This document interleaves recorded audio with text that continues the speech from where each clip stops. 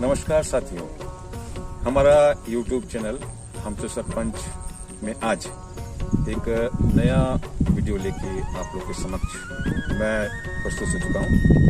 साथियों, जगदलपुर जिला मुख्यालय से 10 किलोमीटर की दूरी पे ग्राम कल्चा है और ग्राम कल्चा के झरनेगुड़ा पारा आए हैं।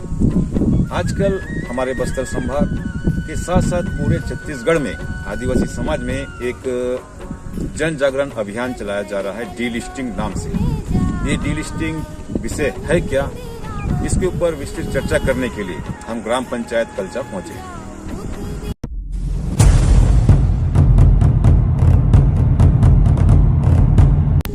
साथियों, ये डीलिस्टिंग विषय के बारे में अधिक जानकारी के लिए हम आदिवासी समाज के सामाजिक कार्यकर्ता, कद्दावर आदिवासी नेता महेश कश्यप जी से मुलाकात करने के लिए उनके गांव कल्चा के झरनेगुड़ा पारा में पहुंच चुके हैं। आइए चलिए उनसे हम मुलाकात करते हैं।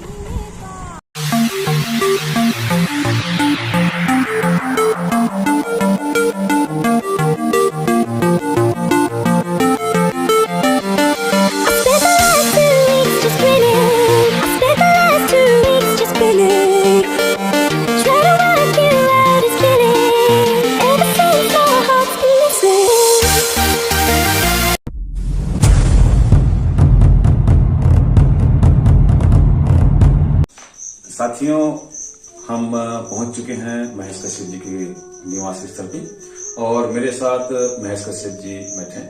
जय सर, नमस्कार। नमस्कार। यह एक छत्तीसगढ़ में एक जन जागरण अभियान अभी हम लोग सुनने को देखने को मिल रहा है, डीलिस्टिंग विषय, जो आप लोग के आदिवासी समाज में आजकल हर जगह चर्चा का विषय बना हुआ है। तो ये डीलिस्टिंग विषय है क्या? डीलिस्टिंग एक संवैधानिक विषय है। भारतीय संविधान में जनजाति समाज को आरक्षण का प्रावधान किया गया है। जब 1947 में देश आजाद हुआ और भारतीय संविधान का निर्माण हुआ और 26 जनवरी 1950 को संविधान लागू हुआ, संविधान निर्माता डॉक्टर भीमराव अंबेडकर जी के द्वारा देश के अनुसूचित जनजाति और जनजाति एवं जनजाति समाज के उत्थान के लिए, जो कि हजारों वर्ष से गुलामी के कारण शोषित, वंचित, पीड़ित समाज को बाकी समाज के साथ समानता लाने के लिए आरक्षण का प्रावधान किया गया है। भारतीय संविधान में अनुच्छेद 366 के तहत आरक्षण देने का प्रावधान किया गया है। अनुच्छेद 366 पैराग्राफ 24 के तहत एससी को आरक्षण दिया गया है। अनुच्छेद 366 पैराग्राफ 25 के तहत अनुच्छेद 25 के तहत एसटी को आरक्षण दिया गया है। अनुच्छेद 366 पैराग्राफ 24 के तहत अनुच्छेद 341 में जो प्रावधान किया गया है, उसमें अनुसूचित जाति के लिए स्पष्ट प्रावधान है कि अनुसूचित जाति का व्यक्ति हिंदू, जैन, बौद्ध, सिख मत को छोड़ के ईसाई या इस्लाम कबूल करता है तो उनका आरक्षण स्वतः समाप्त हो जाता है। ऐसा प्रावधान अनुसूचित जाति के लिए प्रावधान किया गया है, जो कि अनुच्छेद 366 पैराग्राफ 25 के तहत अनुच्छेद 342 में अनुसूचित जनजाति समाज के लिए आरक्षण का प्रावधान किया गया है। लेकिन उसमें इस प्रकार का प्रावधान नहीं किया गया है। इसका कारण पता नहीं उस समय क्या कारण रहा हो, लेकिन इस अनुच्छेद 342 में भी संशोधन करने के लिए 1966 में झारखंड के एक सांसद, जो कि डॉक्टर कार्तिक उरांव बाबू के नाम से पहचाने जाते हैं और तत्कालीन सरकार में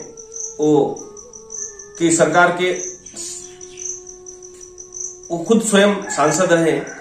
उस समय देश के 235 सांसदों का हस्ताक्षर करके संसद में अनुच्छेद 341 के तहत जो एससी के लिए आरक्षण, एससी के लिए जो प्रावधान है, सेम उसी प्रकार का प्रावधान अनुच्छेद 342 में भी आना चाहिए। इस मांग को लेकर 235 सांसदों का हस्ताक्षर करवा के संसद में उन्होंने पेश किया और 10 जुलाई 1967 में की सिफारिश भी किया गया और उसमें चर्चा भी हुआ।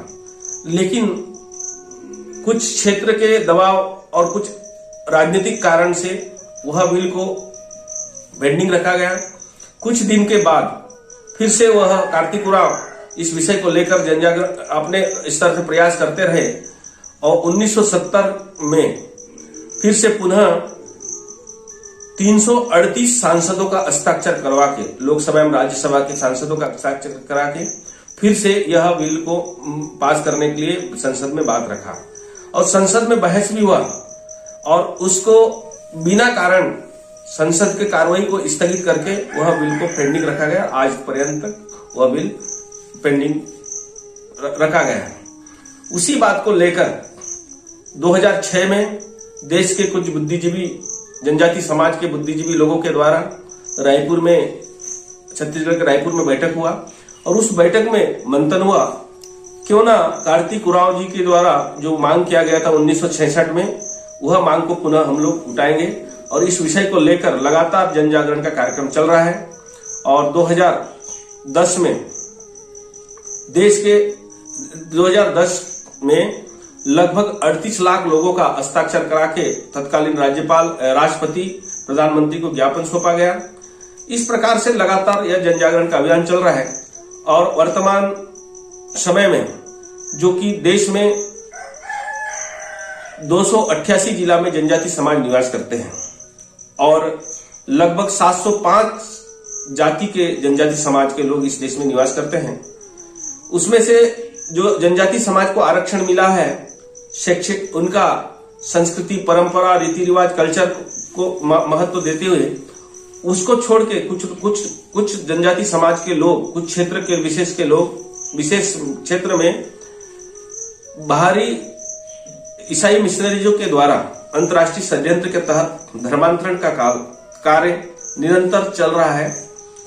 योजनाबद्ध तरीके से सेवा, शिक्षा, स्वास्थ्य के आड़ में यह धर्मांतरण का कार्य चल रहा है, जिसके चलते कई क्षेत्र अलगाववाद के नाम पे अलग राज्य की मांग करना, पूर्वोत्तर को अलग राज्य मांग करना, एक गांव में दो पूजा पद्धति होता था, वह उसमें व्यवधान हो रहा है, जिसके चलते अभी जनजाति सुरक्षा मंच नाम का एक मंच के संगठन के माध्यम से पूरे देश में 288 जिलों में अभी इस मांग को लेकर जन जागरण रैली प्रत्येक जिले मुख्यालय में किया गया है और आगे चलकर यह आंदोलन राज्य स्तरों में होगा।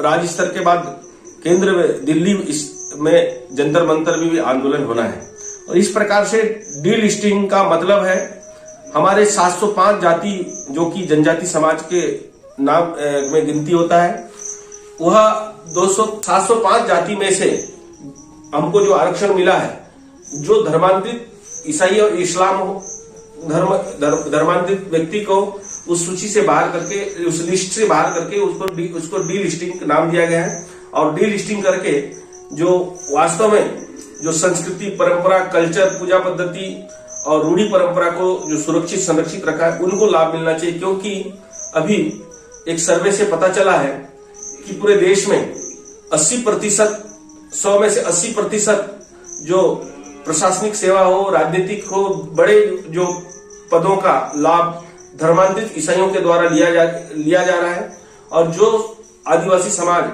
हजारों वर्षों से अपना संस्कृति, परंपरा, कल्चर, रूढ़ी प्रथा को बनाए रखा है, उसको आज आरक्षण का लाभ नहीं मिल रहा है। इस प्रकार से 80% लाभ धर्मांतरित ईसाइयों के द्वारा लिया जा रहा है, चाहे IPS, IAS, जितने भी प्रशासनिक बड़े सेवा में भी उनके द्वारा लिया जा रहा है। इसीलिए डीलिस्टिंग आवश्यक है ताकि वास्तव में जो जनजाति समाज का अधिकार है उनको मिलना चाहिए।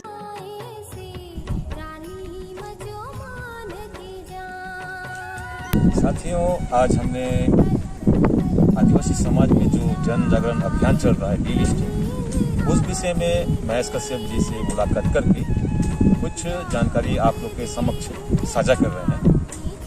आगामी समय में हम आपके सामने फिर नया वीडियो लेके आएंगे। तब तक के लिए हमें दीजिए विदा। नमस्कार।